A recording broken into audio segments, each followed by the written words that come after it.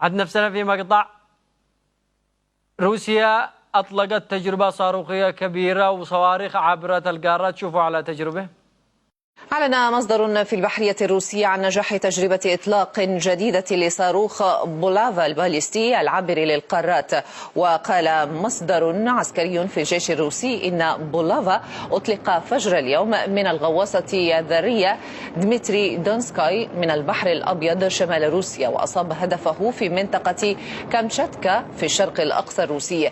يذكر أن هذا الصاروخ قادر على حمل 10 رؤوس نووية وسيشكل أساسا للقوات النووية الاستراتيجية الروسية.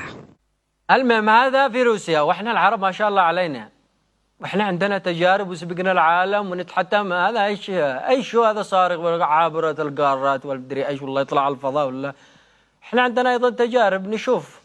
السعودية في مسابقة فريدة من نوعها أقيمت على مستوى دول الخليج. المسابقة تعلقت باختيار ملكة جمال الدجاج في الخليج وأرقام خيالية لأسعار الدجاجة الملكة. نخبة من جميلات الدجاج والديكة يتمخطرون ويتباهون بألوانهم وأشكالهم، فأسعارهم قد تتجاوز 10,000 ريال، أي ما يعادل 2500 دولار. ورغم كثرة الهواة لهذه الأنواع إلا أنهم لم يجدوا فرصة التوسع أو المشاركة الدولية. والله في الآونة الأخيرة الحمد لله وصلنا لمواصفات عالمية، يعني في ناس عندنا ممكن تسابق بأوروبا إذا صح التعبير. ملكة جمال الدجاج.